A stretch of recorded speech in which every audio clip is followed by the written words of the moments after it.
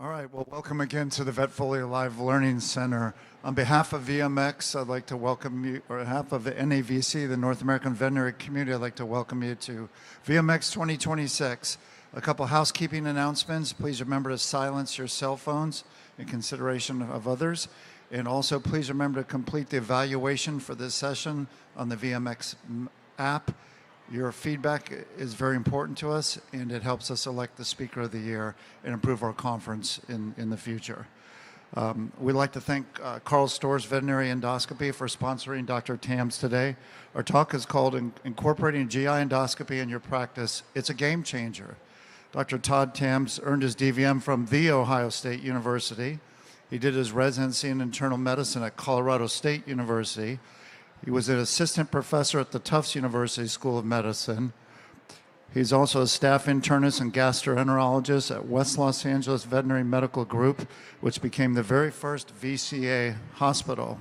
He served as the chief medical officer for VCA for greater than 30 years, and in 2020, he became the Mars Veterinary Health CMO for External Affairs. He retired from Mars in 2025. He's currently active as a consultant and a CE speaker. Please join me in welcoming Dr. Todd Tams. Hey, thanks a lot, Dr. Mills. Thanks for coming out, you guys, and welcome to all the folks that are tuned in on YouTube. Appreciate you guys showing up. So how many of you currently have an endoscope? Okay, good. And how many of you are considering buying one? Okay, great. Those of you who are you have an endoscope, how many of you use your scope at least once a month? A couple of hands go up. Once a year? Once every 10 years? Sometimes, you know, the whole idea is there's so many cases out there we can use endoscopy on, and that's what I want to share with you. My most recent case, foreign body case, this is a cat. I don't know if you can see it. There's a needle there. This is a cat that had a needle that it ingested, and it actually went up into the nasopharynx, up to where the point was just behind the left eye. And that was 3 weeks ago during the Christmas holiday. So we were able to go in there endoscopically, find it, and it had been in there, the owner thinks now, for 10 months. So this is a referral, a cat that was uncomfortable for this period of time, and nobody was figured it out, so x-rays helped. We got it out, and it came out in 2 pieces. So it actually cut into in half, so it's unbelievable. So just a really beautiful thing you can do with endoscopy. You can get great images, you can see what's going on, you can make diagnoses, and that's what it's all about. So think of all your chronic GI cases. Vomiting, diarrhea patients, you haven't figured it out yet. Get in there, take a look, and see what's going on, okay? So, well, I have one conflict of interest just to disclose. I'm on the speaker bureau for stores and some other companies, but that's it. I'm not doing any research currently, so that's it. So the agenda and the goals, I just want to talk to you a little bit about the indications for endoscopy, like where does it fit? Speaking to you as, you know, you're coming from primary care practices. We'll talk a little bit about instrumentation. What are the indications for endoscopy? How do you get training? That's very important. How do you get training? So there's an image over here of a St. Bernard that had a tennis ball, swallowed a tennis ball. Can you get a tennis ball out endoscopically? You can. Now, if you have the right equipment, a giant basket. That's a 2018 case done by a primary care veterinarian who had just attended one of our endoscopy courses at the Oquendo Center in Las Vegas. She had the equipment, she went back, went down, pulled it out. The client was ecstatic. Do you want to do a gastrotomy on a St. Bernard or take something out endoscopically? It's a beautiful thing. So endoscopy is a great way to go. So I want to give you a lot of encouragement and let you know you can definitely do this. You can do it. It's just like anything else. You have to get the training, learn how to do it properly, and then go back to your practice and practice. Work on cases. The more you do, the more you can put this in.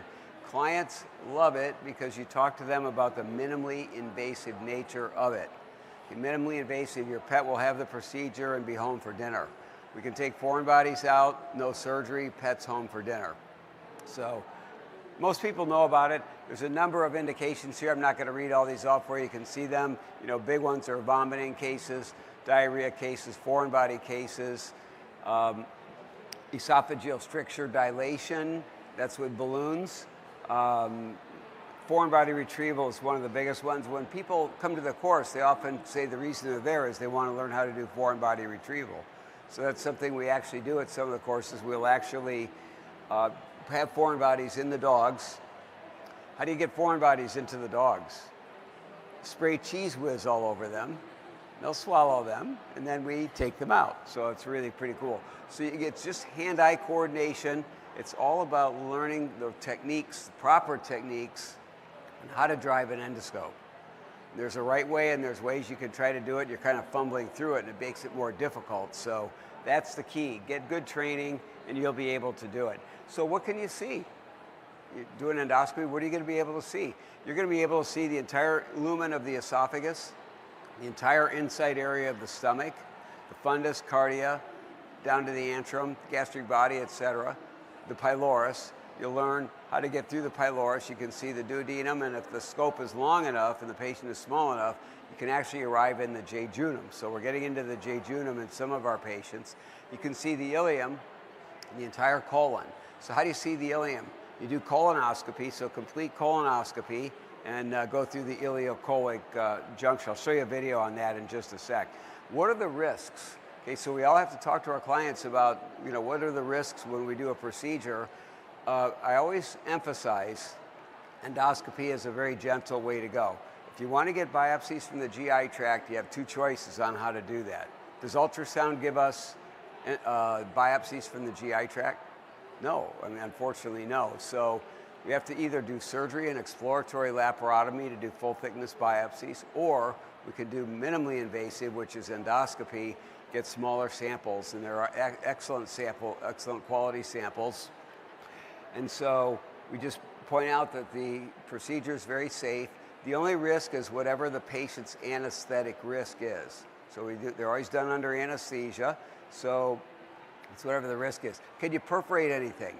It's possible. If you try to force a scope that's too big through a narrow pylorus, for example, at a cat or a small dog, too much force, too big a scope, that's going to be a problem. Yeah, you can pop the stomach open. It's possible, but it's extremely rare. It's occasionally, there will be a colon that's popped open, but again, it's usually procedure, it's operator related. So you just have to know your limits, know what you're doing.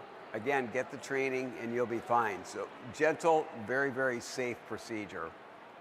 Okay, just an example. This is looking at the colon. So I took a radiograph with a flexible endoscope in the colon. So we go along the descending colon, past the splenic flexure, go over around here to the transverse to the ascending colon up here, and you can see that little mushroom structure there. That's the ileocolic junction.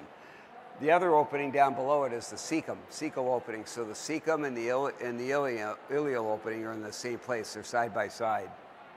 Okay, so you pass the endoscope into the ileum, and I'll show you a little video here. So I'm in the ileum. You can see the villi there. Good view there, shaggy appearance. Those are villi. And so the biopsy instrument's going to come out there. It's a little bit of fecal residue there. That's not unusual to see that. You see the forceps, open, push, push, push. Here's the thing, to get a good purchase, keep pushing. This isn't a wimpy thing to do, just dig in, your biopsy forceps, now close, and I'll pull back, lift off a sample, pull it back to the tip of the scope, and there's a little bit of bleeding there, and that's it. So we get multiple biopsies that way, small nippets. And the only area we don't generally biopsy is the esophagus, because it's very fibrous. There's a stratified squamous epithelial layer there. So the only time we try to biopsy the esophagus is if there's a mass, which is highly unusual. So mainly it's just, in the stomach and the intestines, you can get great quality samples very safely. Okay, pretty cool stuff. Question for you. Giving you patients with gastric foreign bodies. So what percentage of the dogs and cats that come into your practice with a gastric foreign body could have that foreign body removed endoscopically?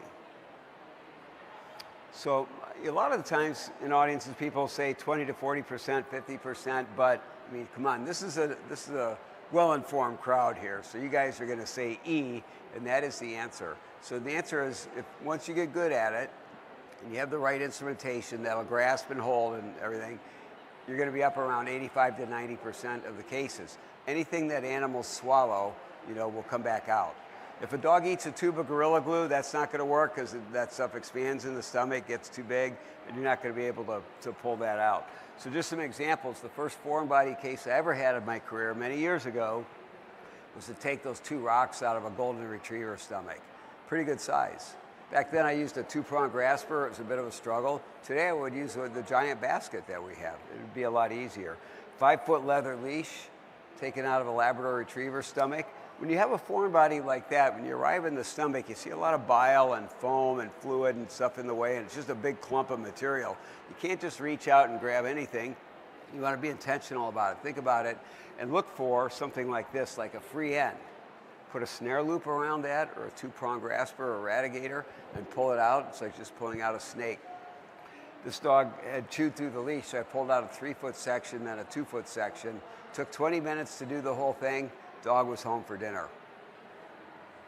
If you got a lot of Labrador retrievers in your practice, I know you're seeing a lot of foreign bodies. So this is fun stuff. How about a needle foreign body in a cat's stomach? That's really pretty darn straightforward. If there's a lot of food, by the way, I'm not going in. So notice I'm showing you pictures where there's no food. The food is a mess. You at risk an animal's life. They could vomit and aspirate. No, wait till the stomach is empty before we go in. So you can go in and just grasp the needle right at the very tip, pull it up to the tip of the scope, and then pull the whole scope out. So it comes out as a unit. You grasp the foreign body, pull it up to the tip of the scope, and you pull the whole thing out. Okay? Nice and straightforward. That's a big rope pull. This dog just grabbed this rope pull, swallowed it. This big foreign body. Can you get that out endoscopically? Well, how did it get in there? So this one, you have to think about this. So what instrument are you going to use? You need a variety of foreign body graspers, not just one grasper. We have like 5 or 6 different graspers. And so say pull this one out or pull that one out. So we started with a eradicator. It's got a great grip on it. You can grab it, you can pull it up to the lower esophageal sphincter, but the gatekeeper, the LES, said, you're not passing here. So that didn't work. So we tried a snare loop around the end of it, grabbed it, and still didn't pull it out with that. So we pulled out the giant basket. So this is a great one. This is what you use to pull tennis balls, golf balls, ping pong balls out.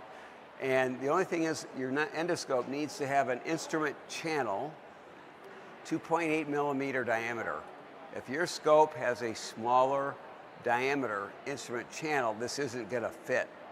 So you need to know your scope and know, the instrumentation, what can fit and what won't. So we got the basket around this, lined it up, and pulled this out. Got it out. Done. So a really cool case. Here's another one. I'll show you the basket in action here. This is a video. I'm going to take a ball out of the stomach. So you get the catheter real close to the object. It's the white part that is the catheter there. Get it close. Get the arms underneath it. And once you've got it surrounded, you've got it corralled, it's coming out. If you can get it through the gatekeeper, the LES, you're going to be able to do it. So pick it up. And then when you get to the LES, you have to come out at an appropriate angle. You have to line things up right. It's not just grab and just pull out. There's a 30-degree angle, 15 to 30-degree angle between the esophagus and the stomach. So you need to kind of shift the object over. And it just went from stomach to esophagus. You see it's whiter there. That's the esophageal wall. So up and out. Done. Beautiful. So this is fun. This is fun stuff. Clients are happy. It's all good. Here's another one that was sent in to me by one of our course attendees after an endoscopy course. First case she had when she got back to work was a fish hook case. Those are a little tough, but you can usually get them out. So she did it. I was so happy to get that photo from our course attendee. So you can get fish hooks out. You can get great views. This is normal appearing duodenum here on the left. White, little raised white structure here is the major duodenal papilla. Dogs have 2 papillae, cats have 1. Recognize them as normal. Don't biopsy those areas. Those are normal.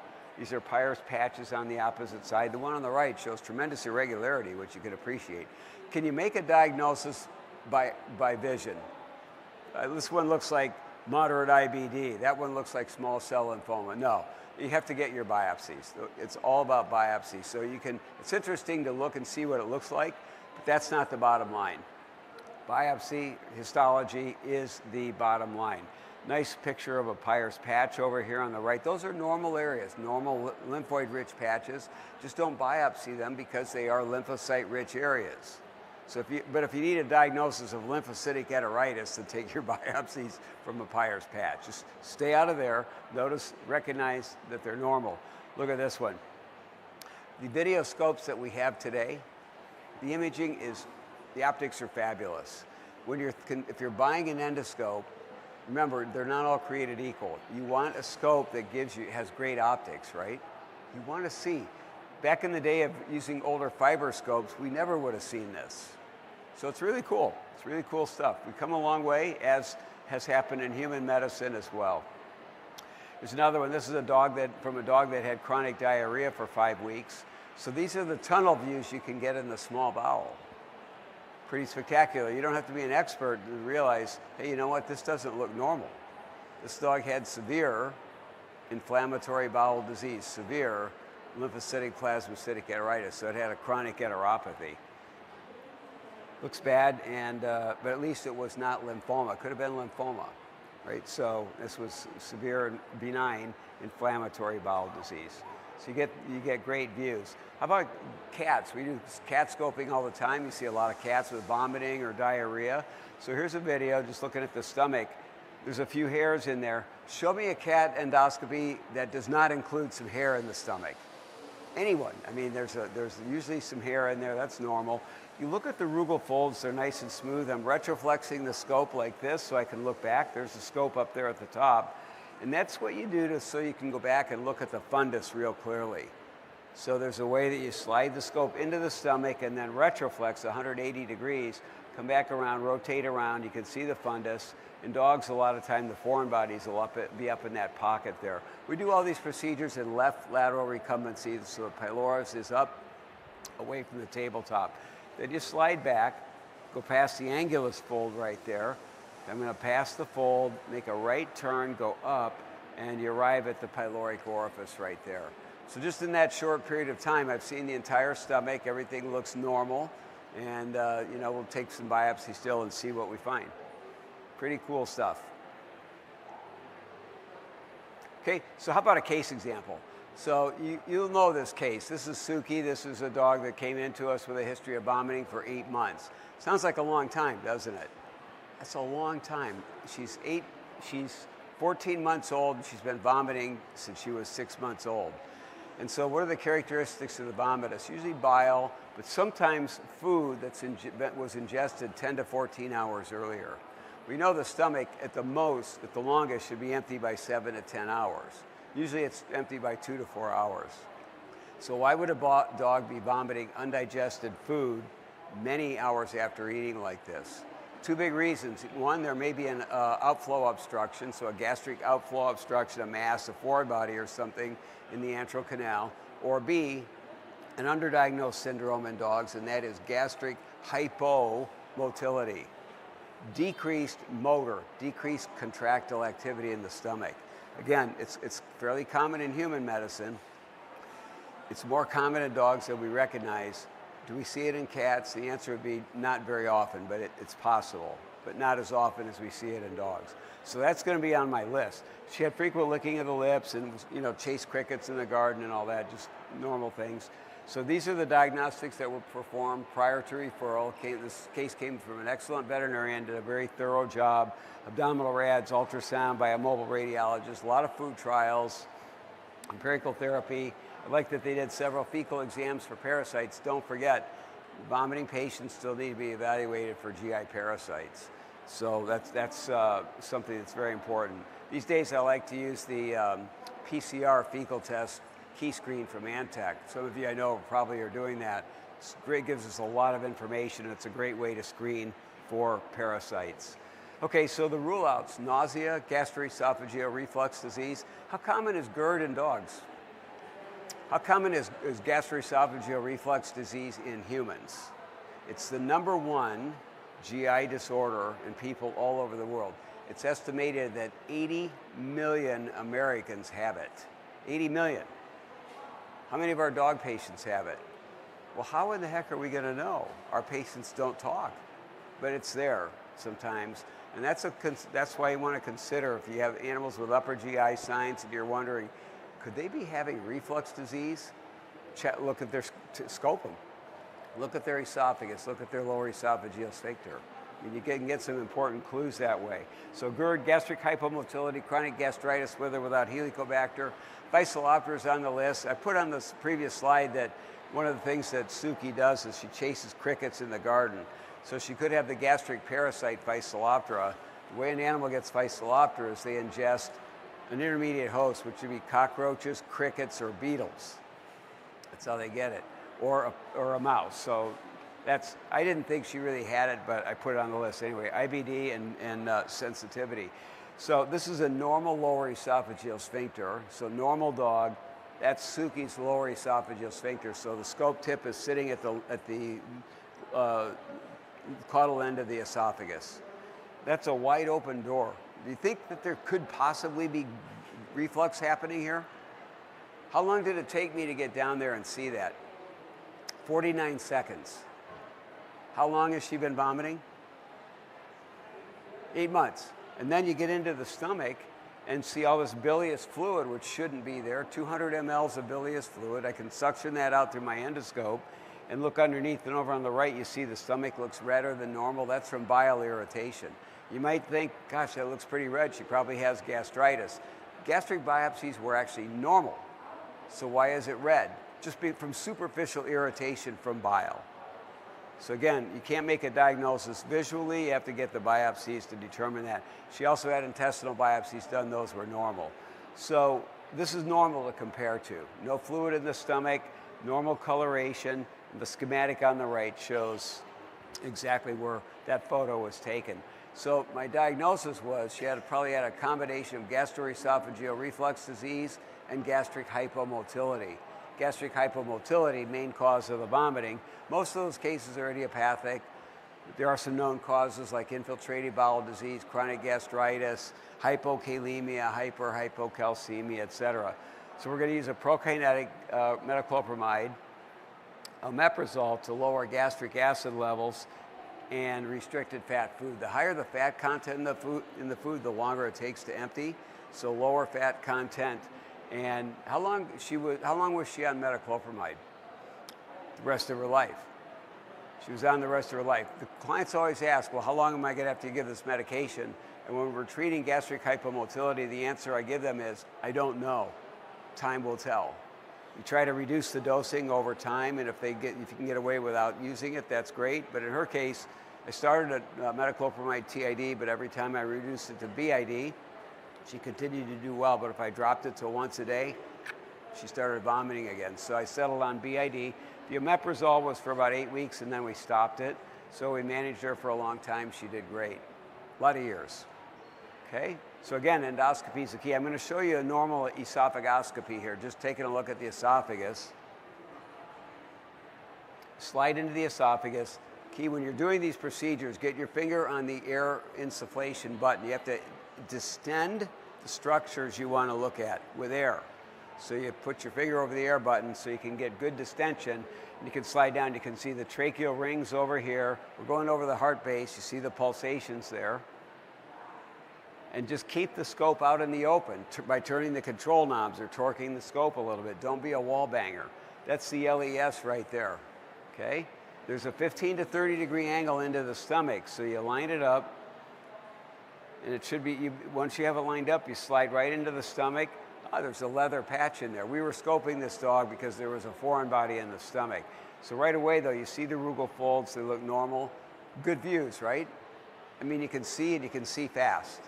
So great, great example. It takes 50 seconds, once you're good at it, 50 seconds to scope an esophagus. Quick. But you learn so much. Here's another one, another esophagus. Just give you an example. See all that fluid in there? That should not be there. So you ask the question, why does this dog have all this fluid, in its esophagus? Why is it there? So I'd suction that out. I don't want that to go forward and then be aspirated, so I'll suction the fluid out.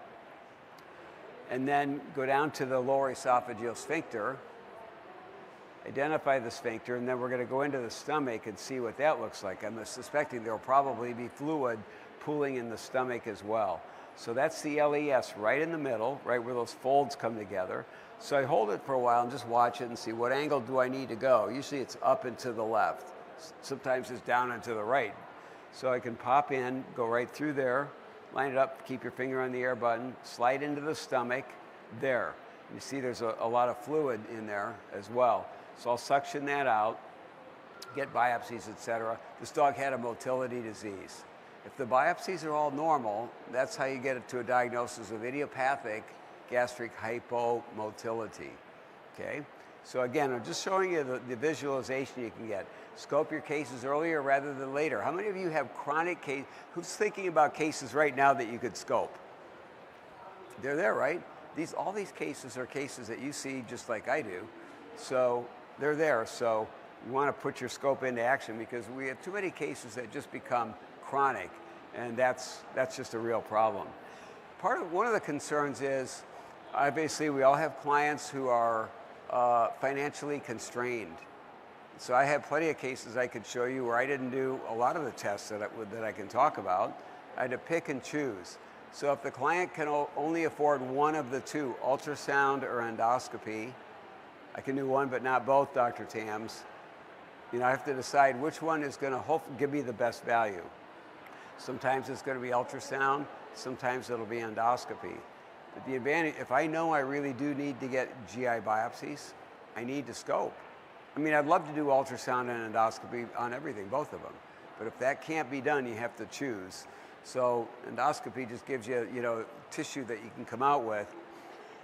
If I know there's a mass, if radiographs show me that there's a mass, for example, probably in the mid-jejunum, then that's not going to be a scope case. That's going to be surgery. Go in and evaluate the mass, remove it, etc. So this isn't replacing surgery by any stretch, but it's a tool that will often prevent an animal having to go surgery, especially for foreign bodies or for GI biopsies. So this is know your scope. So those of you who have a scope, could you tell me the key 3 dimensions of your scope? How long is your scope? What's the diameter of it? What's the diameter of the scope? And what's the diameter of the instrument channel? The instrument channel is where this button is right here. That's where the instruments go, okay? So those are the 3. Is diameter important? Yeah, because the bigger the diameter, the harder it's going to be to get through a narrow pyloric canal. So I'm going to give you the ideal dimensions for veterinary practices, but this is something, if those of you who have a scope, you should know and be able to talk about. Okay, that's the instrument channel. That's where we pass the biopsy forceps. That's where we pass the foreign body graspers. So on the instrument channel diameter, it's either 2, 2.2, or 2.8. The bigger scopes will have a 3.2. But in veterinary medicine, generally, most of us are going to be using scopes like this. For years, the pediatric scopes that we used had a channel that was 2.0. I wouldn't be able to fit the giant basket down that channel. It's too small.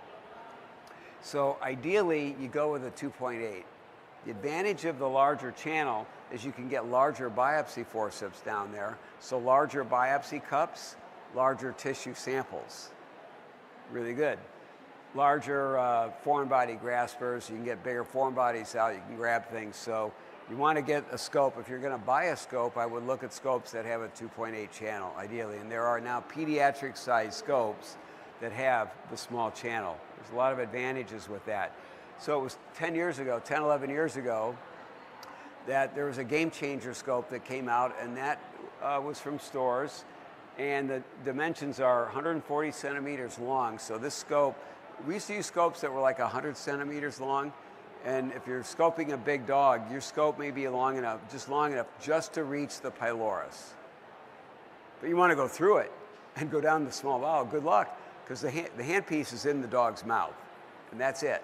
So 140 is ideal. You want that length for the bigger dogs. 7.9 diameter, beautiful. I think anything 9.0 or less is good for small animal practice. 7.9, fantastic for GI, and it had a big channel. Before the scope came out, if we wanted to use a 2.8 channel, the scopes were 9.8 millimeter diameter, big. So forget getting through the pylorus of a lot of cats. And those that you do get through, there's a lot of force. So I love this scope, just the right dimensions. Remember, all scopes aren't created equal, so you want to look carefully at the dimensions before you make that purchase.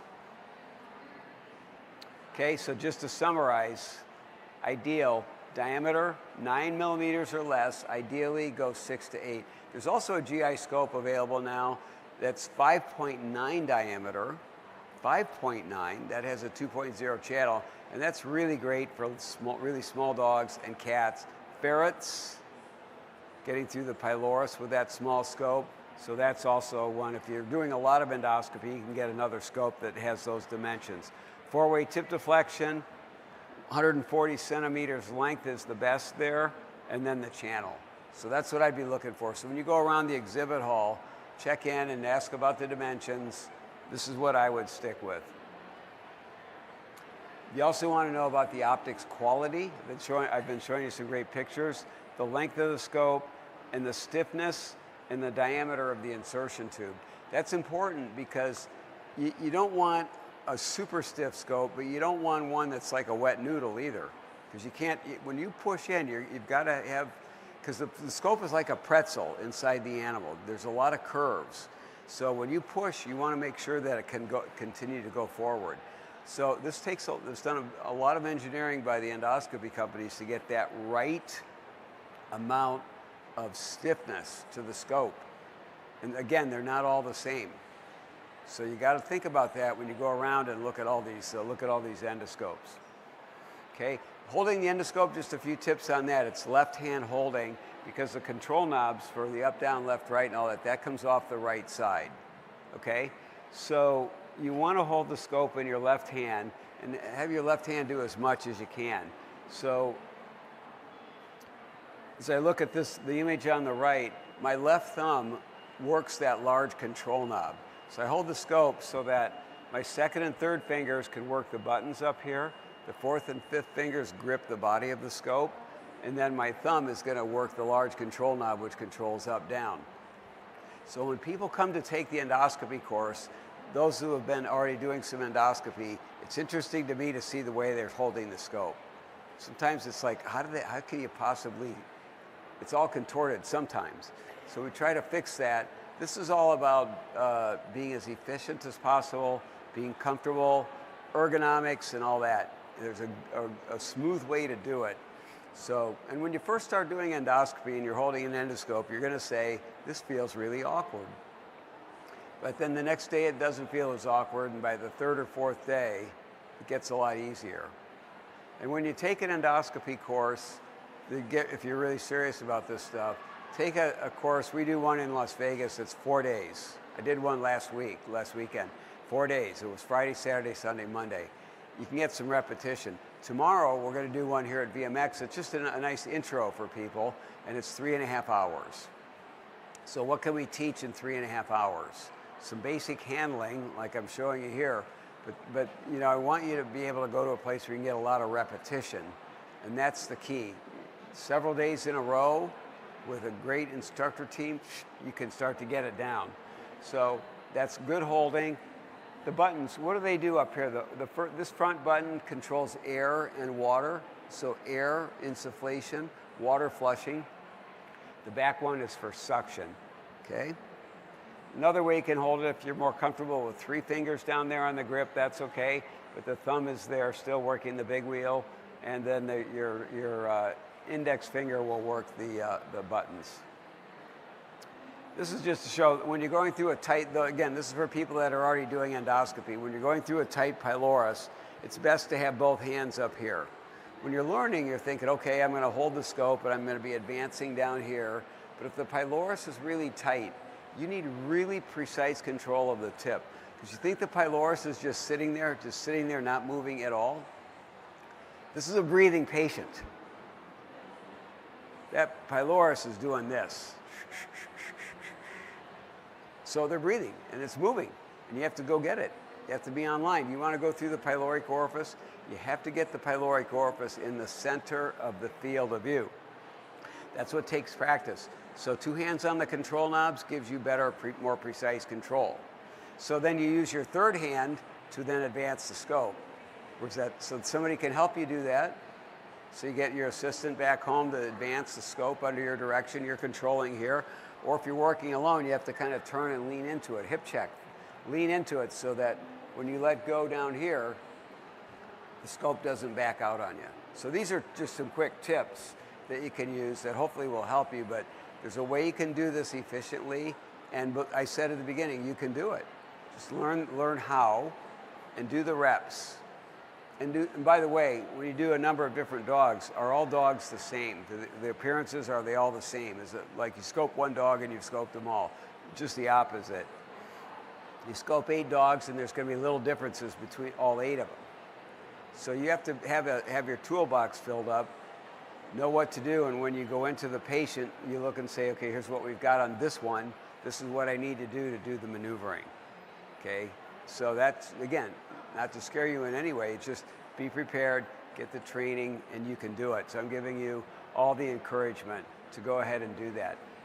When you're buying equipment, you're going to be getting biopsy instruments. We used to use reusable instruments. We'd use them for 3 or 4 months. That's out. We're using disposable instruments now. So you use them on 1 case, maybe 2, and that's it. They cost about $20. We have an instrument fees to the clients, probably $35, $40. So just use the disposables. What do you think they do in human medicine? Do you think they reuse their biopsy instruments? Not a chance. I like the disposables because they're always going to be sharp. Okay, you start using dulled biopsy cups, and you're going to start sending lower quality biopsy samples into the pathologist, which can compromise what they're going to be able to tell you about your patient. So when it comes down to, you hear people say, yeah, but I don't think you can get very good quality biopsy samples with endoscopy. Well, they've been having some issues there. If you use good quality biopsy forceps and good biopsy technique, and if you can get your endoscope to the areas you need to get your scope to, you're going to be fine. That's in the operator's skill level, getting those quality samples, okay? So that's the way we go today. And then as far as foreign body graspers, purchase a variety of instruments, because the instrument you're going to use depends on the object. What if it's a coin? What if it's a sock? What if it's a rope pull? What if it's a tennis ball? So you're going to practice and say, you know what, for this one, we probably need to use this instrument. Sometimes I'll try 3 instruments on a case, like I showed you in that big rope pull. It was the 3rd instrument that we used before we got the foreign body out. So be well stocked in instruments and have backups for your instruments. I never would have only one of anything, because you never know when during a really tough case you're yanking on the wires or the instruments and they break. I mean, they are going to break or they're going to bend at some point. So have some backups. So if one breaks, that's out, get the next one, bring it in, okay? And you'll do great. And this is fun. Some people that come to the course are ER doctors, and they're going to be focused on just doing foreign body retrieval. I promise you, if you start doing this, you're going to be, at the end of the day, driving home, you're doing a better job as a veterinarian, and B, you're having some fun. It's really cool. So on the biopsy instruments, the one tip I want to give you is that most of us in the GI group like the serrated edge biopsy cups, this one here. You'll see some instruments that are out there that have these bayonet points. I don't know anybody that really likes to use those. These are flat edge. Just get the serrated edge biopsy forceps. Those are the ones that seem to do the best job. Foreign body graspers, long arm 2-prong grasper, that's one of my favorites. During my long career, most of the foreign bodies I've taken out, I've used the snare loop or the long arm 2-prong grasper. These are the big 2 for me. The next person will tell you something different, the ones that they like the most. The thing about snare loops is you can get around a rounded object like this.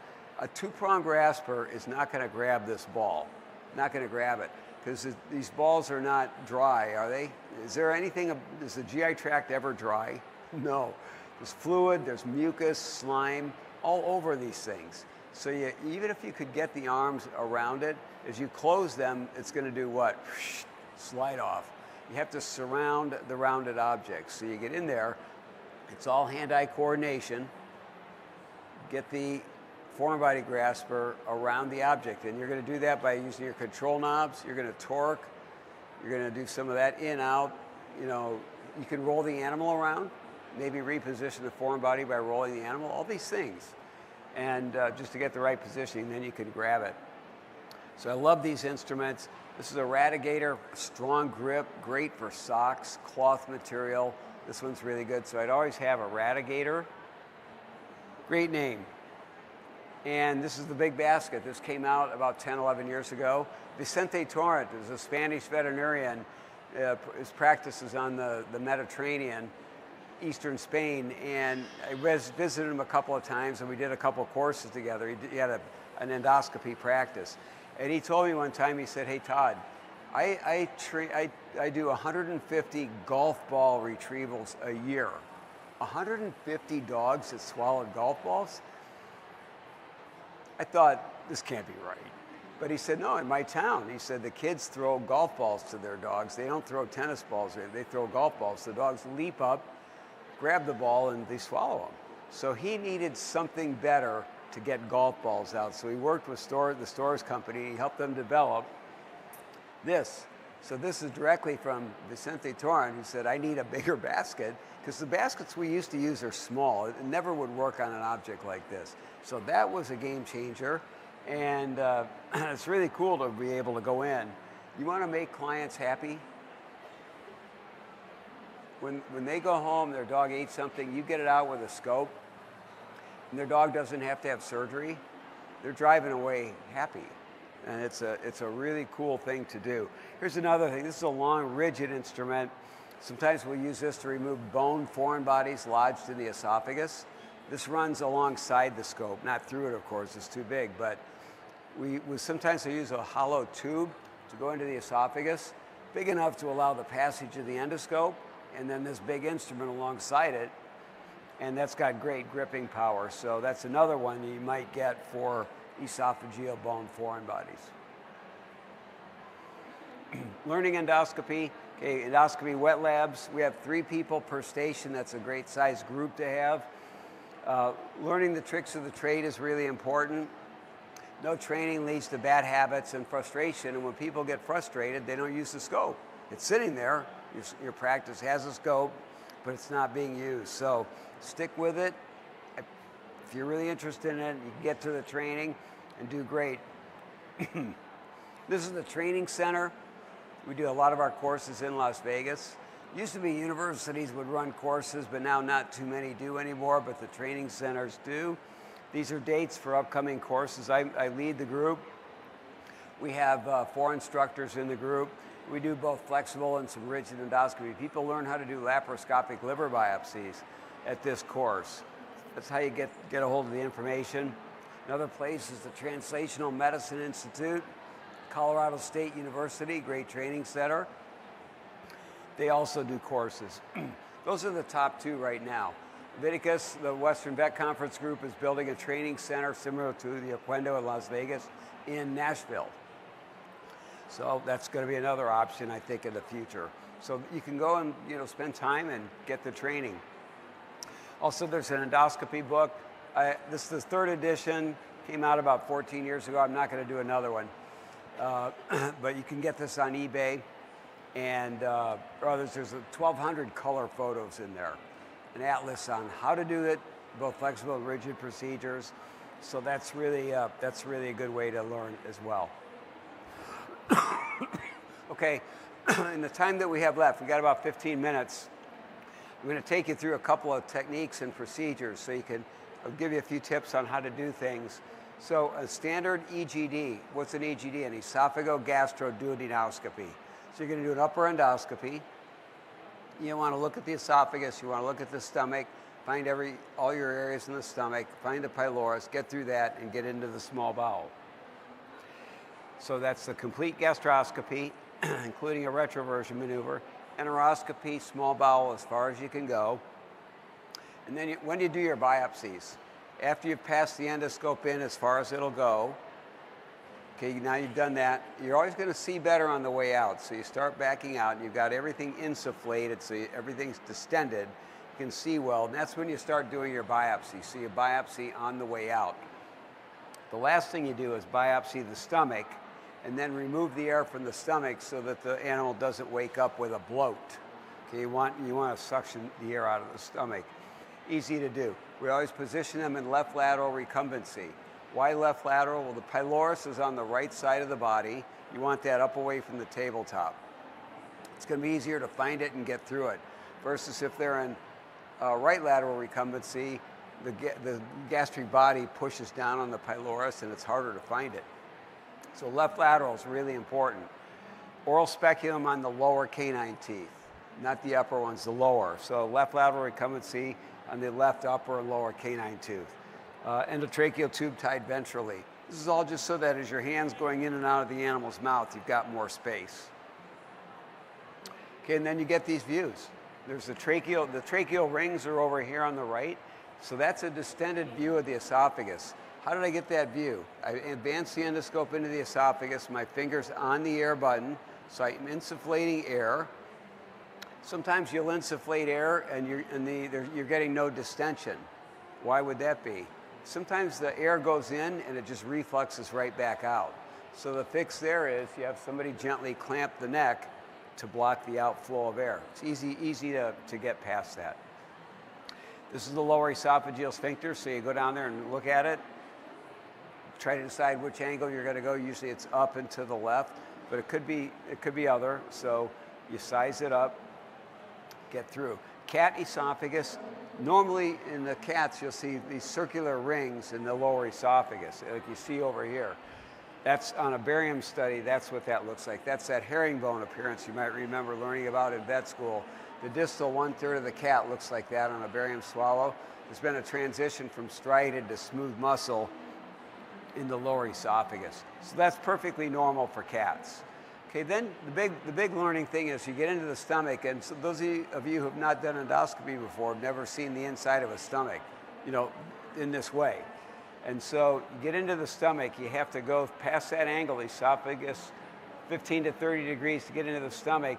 And normally the scope's going to come in here, and if you just push straight, you're going to go right into the wall over here. You're going to bang into the wall, and you're going to get red out. And you're going to be thinking, where am I? How do I get out of this? Has anybody had that happen? It's like, you're lost. I can't see anything in here. It's endoscopy. What are they talking about? I can't see anything, because you're totally in the wrong place. So when you arrive in the stomach, once you're in there, just stop. Don't go forward. Stop. Insufflate. Let the stomach open up in front of you. Give it time to insufflate. Then it's a more cavernous look, and you look for landmarks. You're looking for the angulus fold. Okay, so the scope will normally run. You want it to slide along the greater curvature, and then it'll come up here like this. There's no straight line in the GI tract. This is a series of curves. Everywhere you go, there's another curve you have to get around. But you can definitely do it with these flexible scopes. The main landmark we talk about is the incisura angularis. We'll just say angulus fold. It's this fold right here. Comes off of the lesser curvature of the stomach. So I'll show you a couple pictures of what it looks like from inside. You always look for that. That's going to tell you exactly where you are. If you want to get down to the pylorus, you have to go underneath that fold and get around it. Okay, so here we are. When I get into the stomach, so I've just arrived in the stomach. I just got past the LES. I've just arrived in the stomach. You see how these rugal folds are running perpendicular to me? I want to be parallel to them. Perpendicular, no good. Okay, so I arrived there, and here this dog I was perpendicular to the folds. So in order to go up toward the pylorus, I've got to go over to 3 o'clock. I've got to make a big right turn. So how do you do that? Partly you turn the little control knob forward, that gives you a bit of a right turn, but the key is grasp the insertion tube and torque it. Right torque. So torquing gives you a nice turning range. Just that. People think, can you really do that with a scope? Yeah, you can do it. Just don't kink it. Just turn it back and forth. So it's control knobs or it's torque. So you can torque it. I'll show you a video. So I don't want to go that way. I want to go that way. to the black. If I go up in here, you're in no man's land, you're stuck, and you're stuck. So you got to back up and realign. Okay, so that's what I want, that alignment there. So I just torqued it, and now I'm running parallel, and I need to get to the pylorus, I need to go up to 12 o'clock. So I'm going to slide along and start turning the control knob so the tip scope goes up. I'm actually driving the endoscope toward the ceiling. So you get the scope inside the stomach, and then you're driving to the ceiling. That's where the pylorus is going to be. You're actually going up, okay? So that's how we do it. The retroflex is this one. This is where you pass the endoscope in, and then you turn it around so you can actually see the scope itself. So if you don't do that, you're not seeing the fundus, and you're not seeing the cardia from inside, and you can miss lesions or you can miss foreign bodies up there. So you always learn how to get into the stomach, and how do you turn the scope around so you retroflex, and you see the whole thing. You can see an entire stomach in a matter of seconds. If you know what you're doing, it becomes automatic. Just remember, how long did it take any of us to do our first spay in vet school? So you feel like when you're learning, this is taking a long time, don't worry about it. You do enough of these and it becomes automatic. It's just, you can do it. You just have to know, okay, how do I get around this particular problem?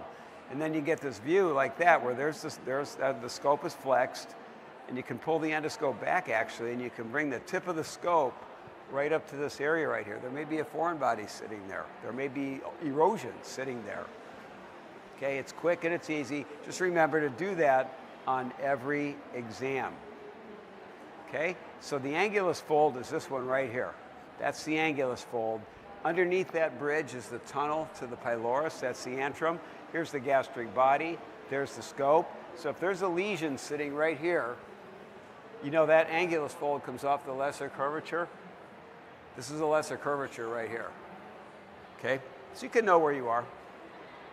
All right, we've got about 8 or 9 minutes. I'll just wrap this up. Just another thing, people always say, well, I'm pushing the endoscope in, but I'm getting resistance. So you're out here pushing, here's what the scope looks like, and you're pushing on the greater curvature. You're pushing it caudally in the abdominal cavity. Do you think you might get some resistance when that's happening? I expect it. Yeah, so resistance is something that's going to happen. How do you deal with it? Just gently keep pushing. Keep pushing. It's a slide by. So you expect that. No issues. Okay, I'm going to show you a video. This is getting through the pylorus. This is a beautiful, friendly pylorus. It's open. Are all pyloruses the same? Dog to dog to dog to... No, they are not. What's the toughest breed to get through the pylorus? Greyhounds. Their pylorus is always like really tight. It's going to take a while to get through there. Send those cases to your local specialist. Let them deal with it. They're tough. But this is a nice open one. So when I run the video, you're going to see that the scope will get hung up over on this rim over here a little bit. So you have to do a left turn. And left turn is little control knob backwards. Okay, so this is one of our course attendees doing it. I was standing by helping her. Okay, so here we go. Keep the pyloric orifice in the center of the field of view. Advance the scope. See how it goes right as the dog's breathing? Correct it, bring it back to the left. You can go in, and when you get close, you're going to lose it. It just went down below us, so I got to do big wheel forward. There it is, and now over to the right. So first left, then down, then right. It's getting redder. We're sliding through the pyloric canal, and it's just a tight little canal, so you're not going to see really well because there's just no space in there. Now I'm in, flush water, clear the lens, flush water. There's some mucus on there, maybe a little bit of tissue, and then I have to go leftward. You'll see in just a sec now, leftward. The lumen is the black area down there. Bam, there's a duodenal papilla right there. So we just got through. So remember, when you go from stomach into the duodenum, it's not a straight line. There's a duodenal bulb there. Again, all these curves. But you can do it. You can get through there without a big battle. It's all about the alignment. Okay? So these are different pyloric appearances. This one's going to be tough. The orifice is right here. It's not open at all, and there's a thick rim all around it. That's a tough one. That one over there on the bottom could be tough. Easy, easy. Okay, so you just get practice. So last one, business plan. If you're thinking about, those of you who are thinking about buying an endoscope, think about over the next month, well, how many cases you think you'd be scoping? Keep a record of, I should probably scope this case. You probably have some existing cases you should scope. Those animals with unexplained intermittent chronic diarrhea that should be scoped and biopsied, okay? Put them on the list, but how many cases a month do you think you should do? What are the anticipated fees for the exams? In a specialty hospital these days, we'll charge about $2,500 or so for an upper GI endoscopy. When you're first starting out, you might charge $500 or $800. Why do you want to do that? When you're learning, you want to price it for yes. Price it so the client can do it. You do the case, you're helping them, you're learning, bam, you get better and better and better. So, but for an upper GI in a specialty hospital, for the anesthesia, the IV catheter, the whole thing, it's going to be around $2,500 to $3,000. But price it in your region, in your area, so you can sell these cases. But invest in training, take several courses, practice, and you'll get it down. I promise you, you can get this down. Set your fees, and then you have to decide, do you want to lease or do you want to buy? Some people get their scopes, new scopes. Get a good quality scope. Get a good quality scope. If you buy one that's cheap, people come to the course sometimes and say, I'm just so frustrated, the scope doesn't work very well. Well, they bought it, but it's not a great scope. So you want that quality. It's very, very important. So decide you're going to lease it or just going to buy it outright. The bottom line is get in the exam room and sell it, just like anything else. If you're committed to it, clients will absolutely do it. So again, my message, the take-home message is you can do this. It's a great tool. It's fun. You can be doing a lot better job on your chronic GI cases. And that's it. So does anybody have any questions? We got a few minutes, 4 minutes or so.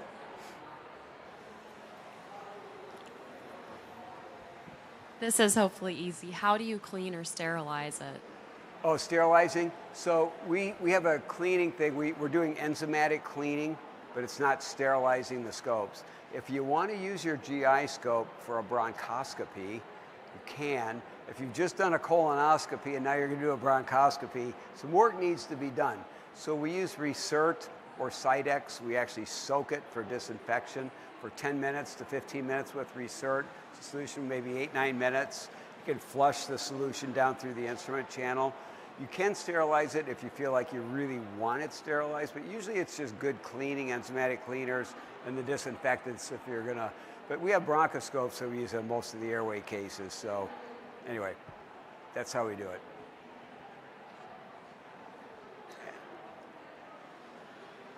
There's a question up front here, Frank. Yes, sir. I see a lot of cases of little young doodles, which we assume have just like a bilious vomiting syndrome because they throw up mostly in the mornings. For some reason, I'm not hearing it. Let me get over here. Okay, go ahead. Can you hear me? Now I gotcha. So I have a lot of cases of what we assume are bilious vomiting syndrome cases of little doodle dogs that early morning vomiting. Exactly. Yeah. Are those ones that you think are getting underdiagnosed as far as having other disorders that we should? That's a great question. So bilious, the early morning vomiter once a month, then it's a couple times a month. That's probably a motility type of a disorder. So during the night, there may be duodenogastric reflux of bile. So bile is refluxing from the small bowel into the stomach. In an animal with normal gastric motility, that stuff gets swept back out. But if there's hypomotility, the bile sits there. And bile is like a caustic detergent. It's irritating. So the animal wakes up early in the morning and feels probably like we know nausea or just queasy, I'm thinking. And what they want, if they can get out in the yard and eat grass, they'll eat grass.